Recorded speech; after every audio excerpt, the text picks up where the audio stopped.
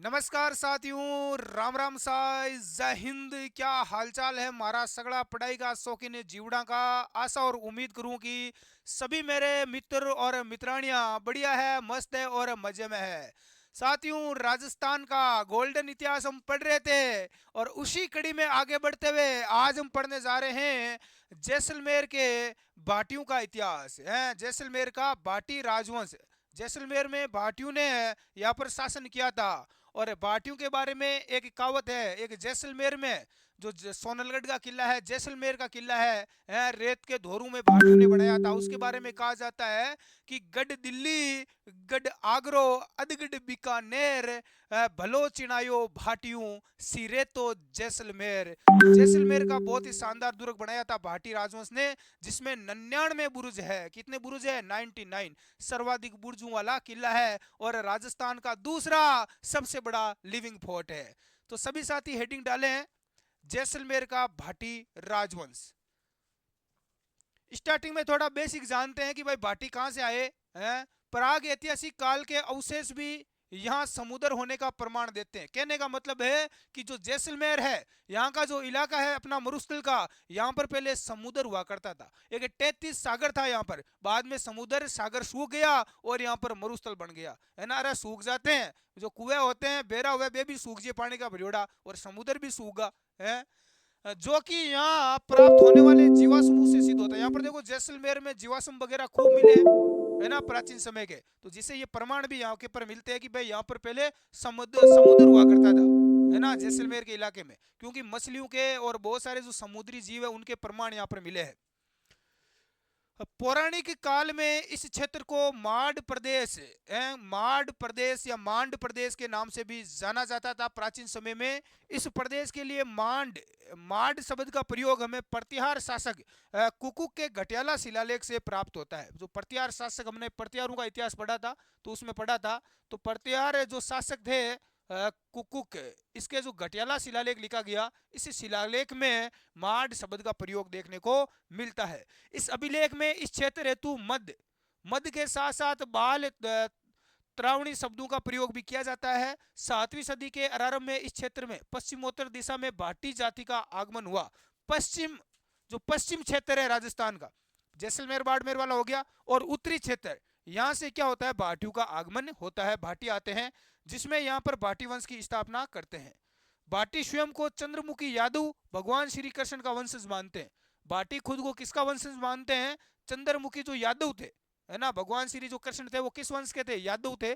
तो भगवान श्री कृष्ण का वंशज मानते हैं भाटी खुद को, यानी ये यादव वंशी खुद को मानते हैं।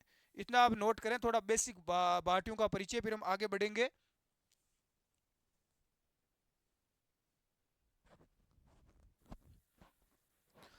इसमें कोई ज्यादा नहीं है, इतना ही ध्यान रखना है कि इनका प्राचीन नाम क्या है, मांड, है ना, मांडू प्रदेश। इसके अलावा भाटी है। यहाँ पर जो जैसलमेर का इलाका है, यहाँ पर पहले समुद्र हुआ करता था, बाद में सूख गया धीरे धीरे, 33 सागर था। और भाटी किसके वंशज मानते हैं खुद को? यादवों का। इतना ही लिख लो, काफी है। आगे बढ़ते हैं।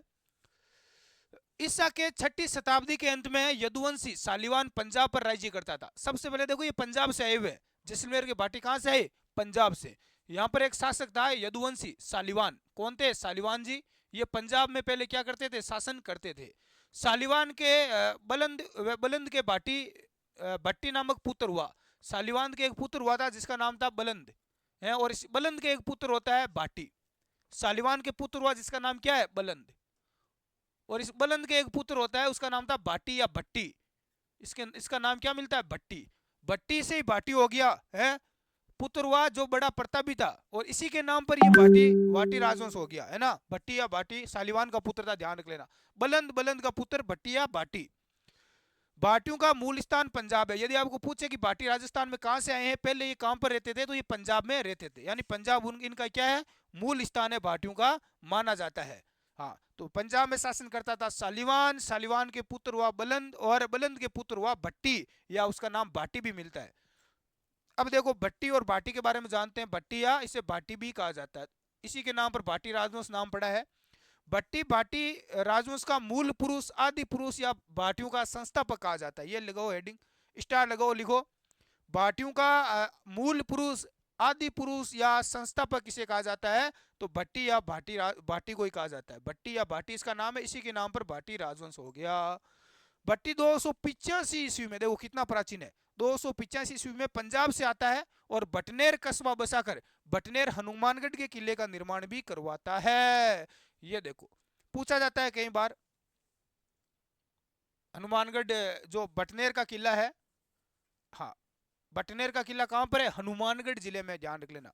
सबसे प्राचीन दुर्ग है राजस्थान का बटनेर का किला, राजस्थान। ये देखो पहले कहां पर आते हैं? जैसलमेर में नहीं है अभी, केवल ये बटनेर दूर पहुंचा है ना। उधर पास में हो गया गंगानगर हनुमानगढ़ पंजाब के, तो वहां से हनुमानगढ़ आता है और यहाँ पर पंजाब से आकर बटनेर कस्बा बसाता है और एक बटनेर का दुर्ग बनाता है हनुमानगढ़ में, जो कि राजस्थान का सबसे प्राचीन दुर्ग है। अभी ये वर्तमान में बिल्कुल खंडर बन चुका है, आप इसको देखोगे बिल्कुल कुछ नहीं है, चारों तरफ आपको इसकी केवल दीवार ही देखने को मिलेगी।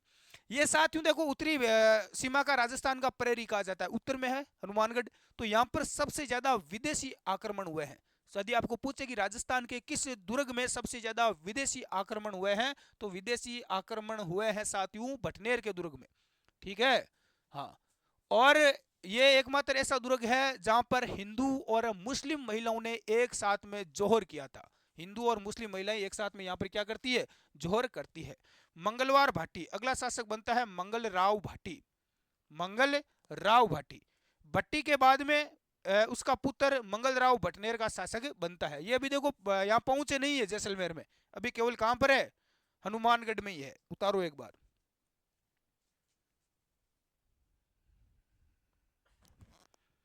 वैसे आपको इसकी पूरी पीडीएफ मिल जाएगी अपने ऐप के अंदर, वहां से आप देख सकते हैं, लेकिन साथ में आप नोट्स बनाए, ये काफी अच्छा याद रहेगा। पीडीएफ में वैसे उतना समझ में भी नहीं आता है नोट, ऐसे आप पढ़ोगे तो।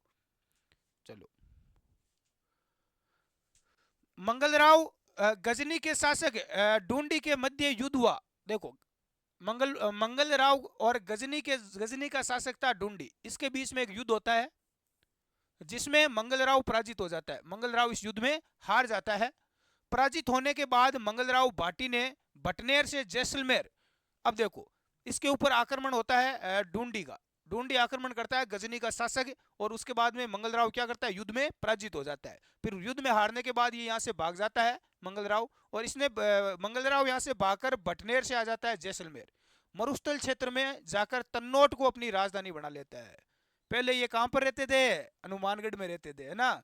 और उस पंजाब से हनुमानगढ़ आते हैं, वहां पर जब इसके ऊपर आक्रमण हो जाता है गजनी का, तो वहां से ये भागकर कहां जाते हैं? जैसलमेर में तन्नोट को अपनी राजधानी बनाते हैं। तो सबसे पहले तन्नोट को राजधानी किसने बनाया आपको पूछे है तो ध्यान रख लेना, मंगल राव ने बनाया। किसने बनाया भाई? मंगल राव ने। मंगल राव के बाद, मंगलवार नहीं, मंगल राव है। मंगल राव के बाद उसका पौत्र केहर और केहर का पुत्र तणु यहाँ के शासक बनते हैं। इनके बारे में ज्यादा इतिहास में जानकारी नहीं है, केवल नाम मात्र आपको मिलेगा। मंगल राव के बाद उसका पौत्र केहर, केहर के बाद उसका पुत्र तणु यहाँ के क्या बनते हैं? आगे जाकर शासक बनते हैं। यहाँ पर देखो तन्नोट माता का मंदिर है, आपने देखा होगा है तन्नोट राय में। तो राजा केहर ने अपने पुत्र तणु के नाम पर नगर बसाकर तनोटिया देवी की स्थापना की। ये सेना यानी बीएसएफ के जो जवान है, बीएसएफ के जवानों की देवी, थार के मरुस्थल की वैष्णो देवी, रूमाल वाली देवी के नाम से प्रसिद्ध है ना। तन्नोट माता मंदिर का निर्माण करवाया गया।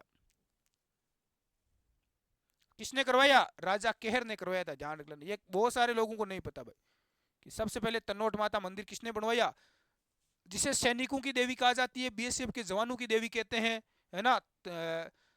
थार की वैष्णो देवी, रूमाल वाली देवी के नाम से इसे जाना जाता है।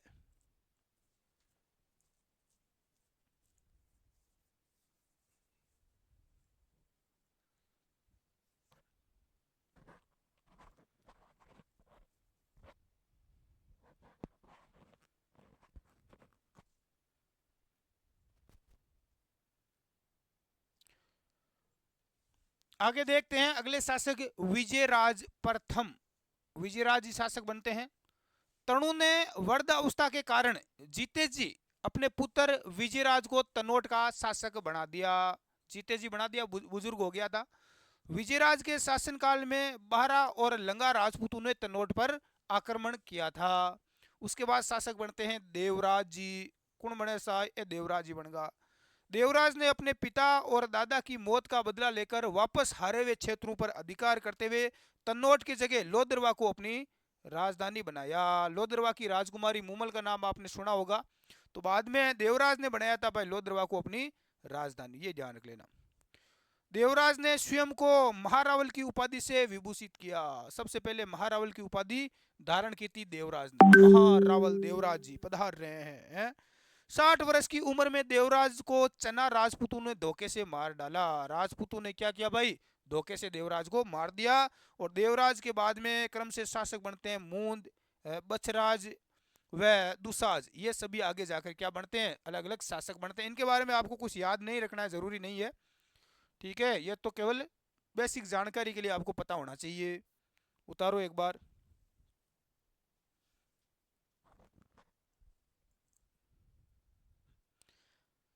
हाँ, तो सबसे पहले लोदरवा को राजधानी किसने बनाया, देवराज ने बनाया था, ये ध्यान रख लेना।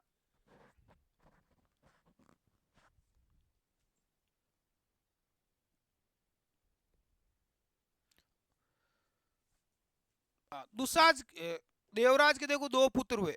इसके दो पुत्र थे, एक तो जैसल देव भाटी और एक विजयराज भाटी, दो पुत्र हुए थे।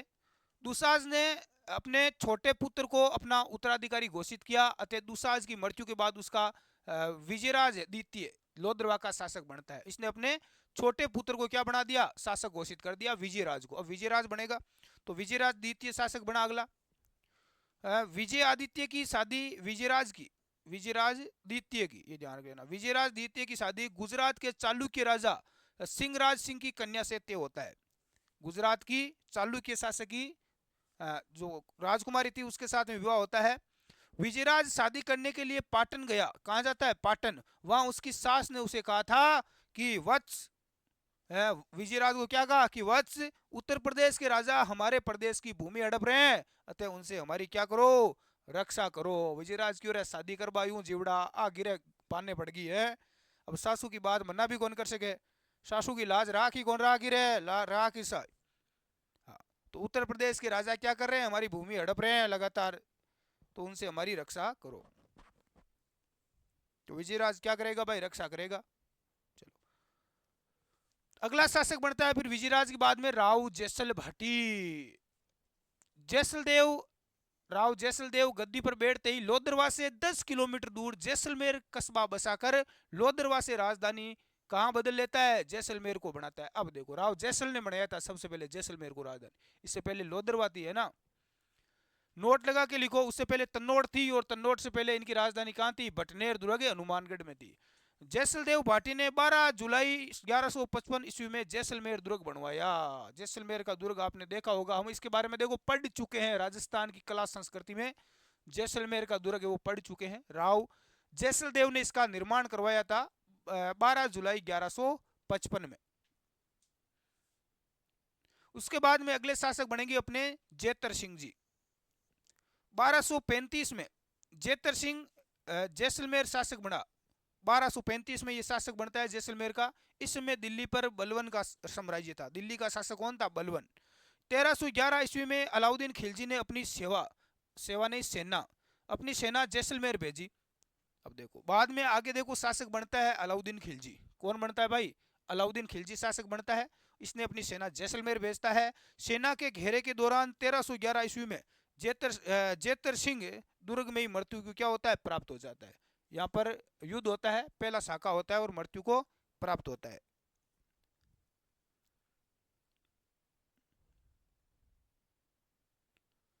ये ध्यान रख लेना, अपना जैसलमेर का प्रथम शाखा था, जैसलमेर का प्रथम शाखा। उस समय शासक कौन था, जेतर सिंह था। सेना कौन भेजता है, अलाउद्दीन खिलजी भेजता है 1311 में। अगला शासक है मूलराज प्रथम। कौन है भाई, मूलराज, सॉरी रावल दूधा। अगले शासक बनते हैं रावल दूधा, मूलराज प्रथम बनते हैं। मूलराज प्रथम ये जेतर सिंह के बाद उसका बड़ा पुत्र मूलराज प्रथम जैसलमेर का शासक बनता है। यहां पर देखो जो ये अलाउद्दीन खिलजी ने सेना भेजी थी, ठीक है, यहां पर ये मृत्यु हो जाती है, लेकिन यहां पर शाखा नहीं होता है, ये ध्यान रख लेना 1311 में। उसके बाद जब इसका पुत्र शासक बनेगा मूलराज, बड़ा पुत्र मूलराज जैसलमेर का शासक बनता है। दुर्ग में बाद में देखो ये पहले से घेराव रहा था, ये देखो कई वर्षों तक घेराव रखा था। जैसलमेर के दुर्ग को जीतना इतना आसान नहीं था। सेनाएं लगभग 10 12 13 वर्षों तक यहाँ पर घेरा डाली ही थी अलाउद्दीन की खिलजी खिलजी की जो सेना है। तो लगातार यहाँ पर देखो अलाउद्दीन की खिलजी की जो सेना है वो घेराव कर रखा था। तो बाद में जो दुर्ग है इसमें रसद सामग्री, खाने की जो सामग्री है वो समाप्त हो चुकी थी। सामग्री का कम पड़ने लगी तो मूलराज प्रथम ने यहाँ पर युद्ध किया, युद्ध करने का निर्णय लिया और ये प्रथम शाखा हुआ था। ठीक है, सभी राजपूत लड़ते हुए वीर गति को प्राप्त होते हैं। इस प्रकार जैसलमेर दुर्ग का ये पहला शाखा होता है 1311 में। उस समय ध्यान रख लेना जैतर सिंह पहले ही जैतर सिंह नहीं थे, बाद में शासक जैतर सिंह का पुत्र बन जाता है। ध्यान रख लेना, मूलराज मूलराज शासक बन जाता है। जब जैतर सिंह शासक थे उसी समय अलाउद्दीन खिलजी ने घेराव कर लिया था दुर्ग का। हाँ, और जब शाखा हुआ था उस समय शासक कौन थे, तो मूलराज प्रथम थे। ये ध्यान रख लेना, मूलराज के समय प्रथम शाखा होता है 1311 में। अगले शासक बनते हैं भाई गढ़सी। रतन सिंह का पुत्र था गढ़सी, दिल्ली जाकर अलाउद्दीन खिलजी से, यहाँ पर देखो दुर्ग किसने जीत लिया है, अलाउद्दीन खिलजी ने जीत लिया है। इसमें अलाउद्दीन खिलजी की विजय होती है ना। हाँ, उसके बाद में रतन सिंह का पुत्र गढ़सी ये दिल्ली जाता है अलाउद्दीन खिलजी से, और अलाउद्दीन खिलजी के पास में जाकर ये काफ़ी रिक्वेस्ट करता है कि भाई दुर्ग हमें वापस दे दो। हाँ, तो ये जैसलमेर को पुनः प्राप्त कर लेता है। अलाउद्दीन खिलजी इसको जैसलमेर का दुर्ग वापस दे देता है। गढ़सी सिंह जी जैसलमेर के निकट गढ़सीसर तालाब बनवाया, ये ध्यान रख लेना। गढ़सीसर तालाब ये पूछा जाता है कहाँ पर है, जैसलमेर में है ना। गढ़सी सिंह की 1366 ईस्वी में क्या हो जाती है, मृत्यु हो जाती है।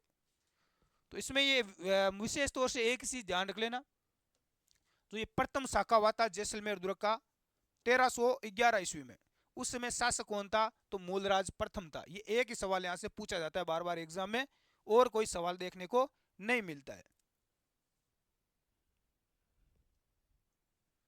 अगले शासक बनेंगे भाई राव दूदा। कौन बनेंगे, राव दूदा। गढ़सी सिंह की मृत्यु निसंतान हो जाने के कारण उसके स्थान पर मूलराज का पुत्र राव दूदा जैसलमेर का क्या बनता है भाई, शासक बनता है।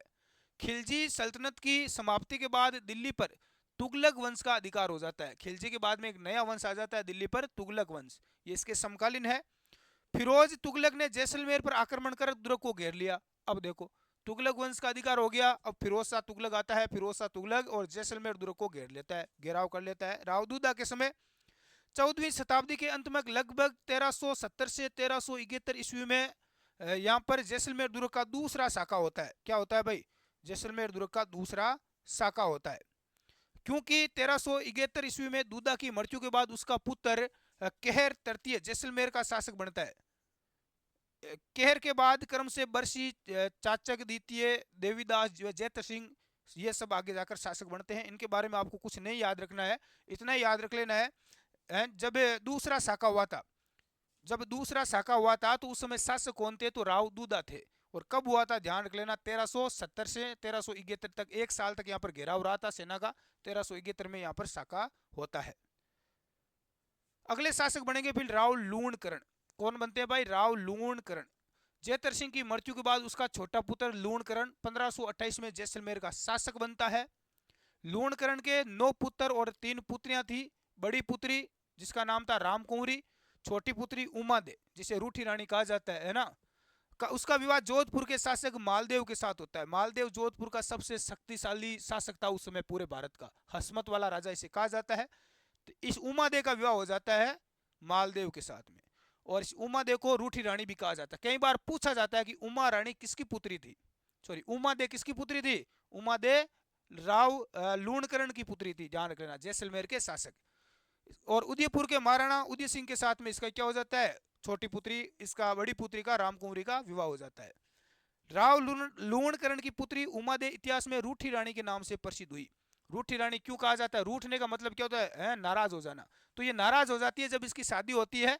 शादी होने के बाद में ये कहाँ जाती है, जोधपुर जाती है, मालदेव के पास में, मालदेव के साथ में शादी हो जाती है, जोधपुर लेके जाता है मालदेव शादी करके। और उसके साथ में कहते हैं कि लगभग 500 दासियां जाती है। कितनी दासियां, लगभग 500 दासियां जाती है रूठी रानी उमा दे के साथ में। और उस समय क्या होता है साथियों, एक दासी थी जो कि काफी सुंदर थी है, और उस समय थोड़ी बहुत गड़बड़ हो गई थी इनके बीच में, मालदेव के बीच में। जब शादी की पहली रात थी, सुहाग रात, तो सुहाग रात में क्या करता है ये मालदेव, नशे में था, शादी वादी हुई थी है, शादी के बाद पार्टी वार्टी कर रहा था। तो उस समय उमा दे है वो क्या हो जाती है, इस मालदेव से नाराज हो जाती है और उसी समय अपना जोधपुर का दुर्ग है ये छोड़कर ये कहाँ चली जाती है, तारागढ़ दुर्ग अजमेर में चली जाती है। और जिंदगी भर ये मालदेव के पास कभी लौट कर नहीं आई थी, हमेशा अजमेर में रही थी। मालदेव ने काफ़ी प्रयास किया, काफ़ी लोगों को भेजा, लेकिन ये नहीं मानी। और मालदेव की जब मृत्यु होती है तो मृत्यु के बाद में मालदेव की पगड़ी लेकर ये सती हो जाती है, मालदेव की पगड़ी के साथ में।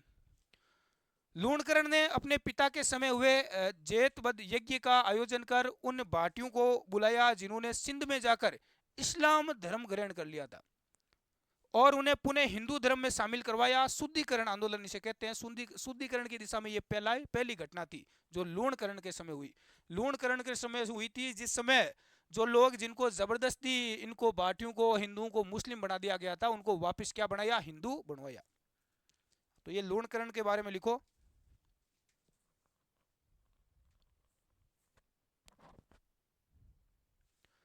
लूणकरण के बाद उसका पुत्र मालदेव 1550 ईस्वी में जैसलमेर की गद्दी पर बैठता है। मालदेव की मृत्यु हो जाती है 28 नवंबर 1561 में। राव लूणकरण के समय जैसलमेर में अर्ध शाखा होता है 1550 में, ये ध्यान रख लेना। पहले 2 शाखे पहले हो चुके हैं जैसलमेर दुर्ग में। अर्ध शाखा का मतलब क्या है, आधा शाखा। गुरुजी आधा शाखा कैसे हुआ, देखो शाखा क्या होता है, जब केसरिया केसरिया और जोहर होता है ना, दोनों घटना साथ में होती है तो उसे क्या बोलते हैं, शाखा। देखो लूणकरण का एक दोस्त था, एक मित्र था जिसका नाम था अमीर खां। कौन था, अमीर खां। ये अमीर खां साथियों इस लूणकरण का दोस्त था, मित्र था। ये अपने दोस्त से मिलने के लिए आता है यहाँ पर जैसलमेर दुर्ग में आता है, मिलने के लिए आता है। मेहमान नवाजी की जाती है, अच्छे से पेक वेक मारे जाते हैं। और उसके बाद में क्या होता है साथियों, इसकी अमीर खां की, ये जब यहाँ पर सुंदर सुंदर रानियां महारानियां देखता है, दासियां, तो इसका मूड खराब हो जाता है अमीर खां का। ये कह रहा है कौन सी दोस्ती, बाढ़ में गई दोस्ती। ये बोलता है इसको लूणकरण को कि जो मेरी बेग में है वो भी इसके साथ में आती है, पूरे परिवार के साथ आता है, पूरी सेना पूरा परिवार सभी लेकर आता है अमीर खां, अमीर अली।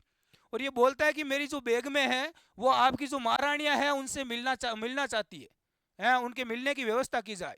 तो बाहर खेमा था इस अमीर अली का, और फिर इनको पालकियों में बिठाया जाता है।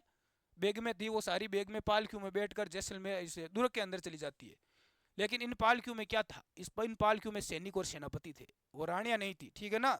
हाँ बेग में नहीं थी, धोखा हो जाता है। जैसे ही गेट के अंदर प्रवेश करते हैं तो सैनिक देखते रहे, कह ऊंची तो करो, दिखाओ तो सरी कहीं एक मायने है, अरे देखे तो सरी बेग में है कैसी, कि थारसा थांगा साथी कुछ माती सैनिका की दिखाओ तो सरी।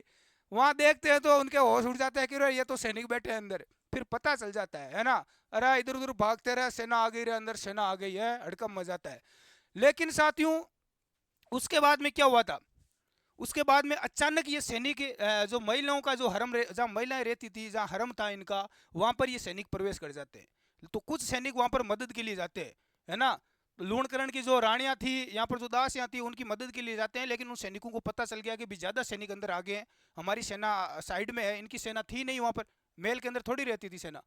तो वहां पर गड़बड़ हो गई कि अब क्या करें, अब तो समस्या हो गई। तो इन महिलाओं का स्वाभिमान बचाने के लिए ये सैनिक क्या करते हैं, जैसलमेर के अपनी इनकी जो रानियां और महारानियां थी, राजदास या उन सब की हत्या कर देते हैं, है ना, ताकि ये सैनिक कुछ नुकसान ना पहुंचाए, उनका स्वाभिमान बच सके। इसलिए यहाँ पर केवल जोर होता है, क्योंकि उस समय जोर करने के लिए ना तो लकड़ियां एकत्रित की गई थी, ना कुछ और था। पहले जोर कैसे होता था, जलती हुई चिता में महिलाएं कूद जाती थी, तो उसके लिए काफ़ी व्यवस्था करनी पड़ती थी। तो तुरंत उन रानियों महारानियों की हत्या कर दी जाती है ना। तो ये जोर हो गया। फिर यहाँ पर केसरिया होता है, लड़ाई होती है भयंकर, और उस लड़ाई में अमीर का हार जाता है, अमीर अली इस लड़ाई में हार जाता है। तो यहाँ पर केसरिया केसरिया भी होता है, लेकिन केसरिया सैनिक तो मारे ही नहीं गए, राजा की मृत्यु नहीं हुई, रानियों की मृत्यु हो गई, यानी केवल जोर ही होता है। केवल क्या होता है, जोर होता है, जिसे अर्ध शाखा कहा जाता है, आधा शाखा हुआ था। पूछा जाता है किस दुर्ग में हुआ, जैसलमेर के दुर्ग में। अगले शासक बनते हैं हर्राय भाटी, हर्राज भाटी या हर्राय भाटी। मालदेव की मालदेव की मृत्यु के बाद उसका पुत्र हर्राज भाटी या हर्राय भाटी जैसलमेर का शासक बना। हर्रा या हर्राज भाटी जयपुर के राजा भारमल के कहने पर 1570 में नागौर दरबार में उपस्थित होकर अकबर की अधीनता स्वीकार कर लेता है। यदि पूछे कि अकबर की अधीनता स्वीकार करने वाला जैसलमेर का शासक कौन था, तो हर्राय भाटी था। अकबर ने जब नागौर दरबार लगाया था तो उस समय ये उपस्थित हुआ था वहां पर। अपनी पुत्री नाथीबाई का विवाह करवा देता है अकबर के साथ में, है कह रहा है अकबर तू यहाँ क्या जावे रे, की लिए गिफ्ट तो लेट जा, और अकबर को साथ में अपनी पुत्री गिफ्ट में दे देता है। तो ये प्रथम मुगल राजपूत विवाह यानी कि जैसलमेर का, जैसलमेर की बात करें तो ये प्रथम देखो मुगलों के साथ विवाह था। आगे देखो लिखा हुआ है, हर्राज भाटी भाटियों में प्रथम व्यक्ति था जिसने मुगलों के साथ में वैवाहिक संबंध स्थापित किया। यह पूछा जाता है, मुगलों के साथ में वैवाहिक संबंध स्थापित करने वाला पहला भाटी शासक कौन था? हर्राय भाटी था। 1577 में हर्राय भाटी की फिर मृत्यु हो जाती है। तो उतारो एक बार,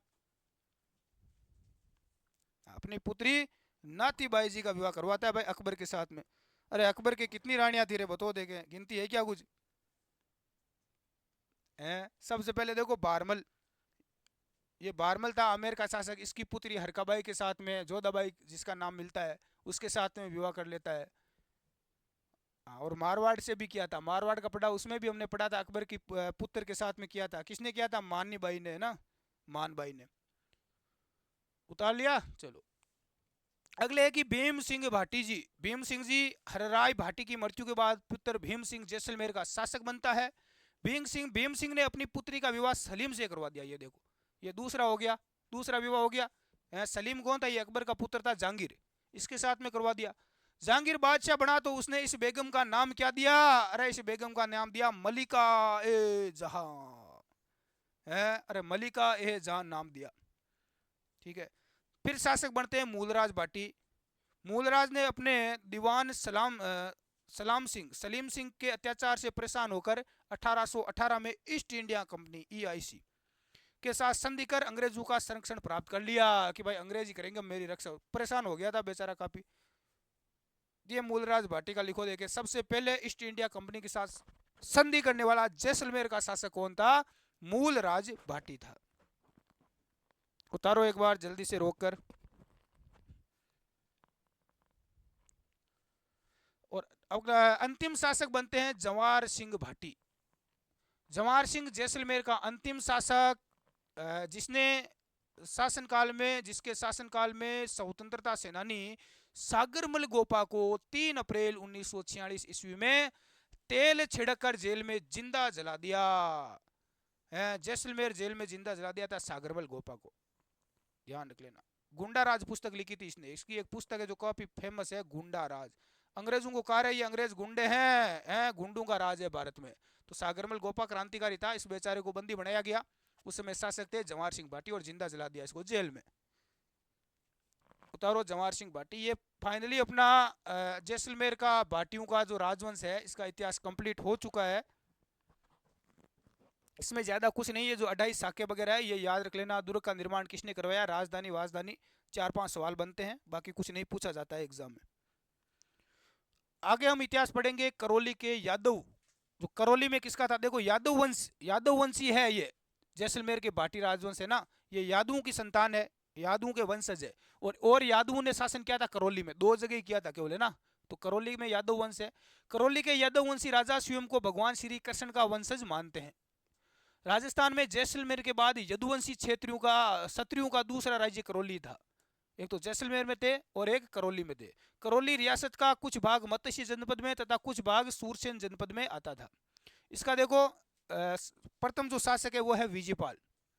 विजयपाल करौली के यादव शाखा का मूल पुरुष, आदि पुरुष या संस्थापक विजयपाल था। ये ध्यान रख लेना, ये सवाल पूछा जाता है और ज्यादा कुछ नहीं पूछा जाता, 2-4 सवाल इसमें बढ़ेंगे।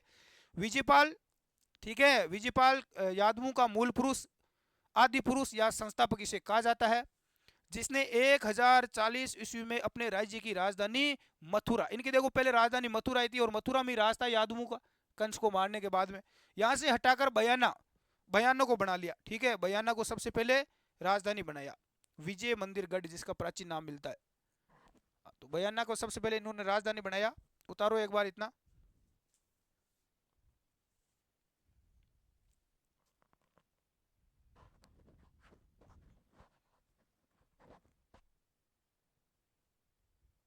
अगले शासक है तिमनपाल। कौन है? तिमनपाल। तिमनपाल ने तिमनगढ़ दुर्ग बनवाकर उसे अपनी नई राजधानी बनाया। कौन सा दुर्ग बनाया? तिमनगढ़ का। नेक्स्ट है कि अर्जुन पाल। अगले है अर्जुन जी।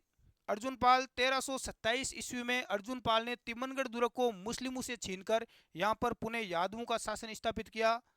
अर्जुन पाल ने 1348 ईस्वी में लिसिल नदी के तट पर कल्याणपुर कस्बा बसाया। कल्याणपुर कस्बा वर्तमान में करौली के नाम से जाना जाता है।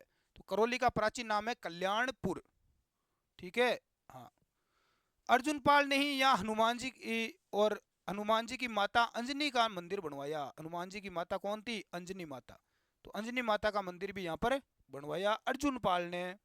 उतारो आगे अर्जुन पाल और तिमन पाल।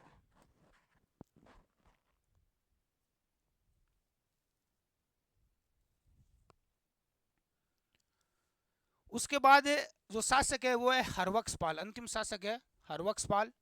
हरवक्स पाल ने 15 नवंबर 1817 ईस्वी में ईस्ट इंडिया कंपनी के साथ में संधि कर अंग्रेजों की गुलामी स्वीकार कर ली। ईस्ट इंडिया कंपनी के साथ संधि करने वाला करौली का शासक कौन था? हरवक्स पाल था। करौली राजस्थान की पहली रियासत थी जिसने ईस्ट इंडिया कंपनी के साथ में संधि की। ये ध्यान रख लेना, सबसे पहले। और सबसे अंत में किसने की थी? अंग्रेजों के साथ में। ये इतना ही ये ध्यान रख लेना, यही सवाल पूछा जाता है ना। ईस्ट इंडिया कंपनी के साथ संधि करने वाला करौली का शासक कौन था? हरबख्श पाल था। ये सवाल पूछा जाता है। और राजस्थान की प्रथम रियासत जिसने अंग्रेजों के साथ में संधि की वो करौली थी। और सबसे लास्ट में किसने की थी? सिरोही। देखो इनकी एक ट्रिक है कि अंग्रेज आए हैं संधि करने, तो करौली वाले करौली करो, अरे करो जल्दी करो, आ गए हैं तो स्वागत तो करो उनका, है करौली करो। तो सबसे पहले करौली।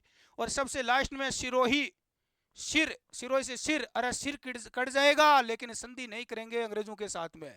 तो लास्ट में किसने की? सिरोही ने की। तो ऐसे आप याद रख सकते हो दोनों को, उतार लो। अब देखते हैं साथियों टोंक का। टोंक रियासत जो राजस्थान की एकमात्र मुस्लिम रियासत थी। टोंक का पिंडारी वंश थे, यहाँ पर पिंडारी मुस्लिम थे। हाँ, लिखो राजस्थान की एकमात्र मुस्लिम रियासत, एकमात्र राजस्थान की मुस्लिम रियासत टोंक थी, ध्यान रख लेना। राजस्थान में आजादी के समय टोटल 19 रियासतें थी, जिनमें से 16 में राजपूत रियासतें थी, राजपूतों ने राज किया, है ना। 2 रियासतें ऐसी थी जिनमें जाटू ने राज किया, जाट वंश था। जहां पर करौली कौन कौन सा था बताओ, देखो भरतपुर और धौलपुर। भरतपुर धौलपुर जाट रियासतें थी 2। और एक थी एकमात्र मुस्लिम रियासत, कौन सी थी? तो टोंक थी। कौन थी भाई? टोंक। ये एकमात्र मुस्लिम रियासत थी। तो अब टोंक का इतिहास पढ़ेंगे, उतारो एक बार आप टोंक रियासत। सबसे यहाँ पर बात करते हैं अमीर खां पिंडारी, यहाँ के जो शासक थे अमीर खां पिंडारी, जिन्होंने कृष्णा कुमारी को क्या दिया था? जहर दिया था। अमीर खां पिंडारी मुरादाबाद जिले में संबल गांव के मुल्ला हयात खां का लड़का था। ये किसका लड़का था? मुल्ला हयात खां का लड़का था। अमीर खां पिंडारी का जन्म 1768 ईस्वी में हुआ था। अमीर खां पिंडारी के दबाव के कारण 1817 ईस्वी में अंग्रेजों के साथ, इसने दबाव के कारण अंग्रेजों के साथ संधि की, जिसके तहत उसे टोंक का नवाब बनाया गया। टोंक का नवाब अंग्रेजों ने बनाया, अंग्रेजों के साथ इसने क्या कर ली? संधि कर ली। टोंक राजस्थान की एकमात्र मुस्लिम रियासत थी। यही सवाल बार बार पूछा जाता है। यदि आपको राजस्थान जीके का सबसे इजी कोई सवाल पूछा जाएगा तो यही पूछा जाएगा कि राजस्थान की एकमात्र मुस्लिम रियासत कौन सी थी? तो वो टोंक थी। ठीक है, जिसका संस्थापक अमीर खां पिंडारी था, ये ध्यान रख लेना। 1834 में अमीर खां पिंडारी की क्या हो जाती है? मृत्यु हो जाती है। इसकी जो इतिहास है इसका वो समाप्त हो जाता है। उतार लो एक बार।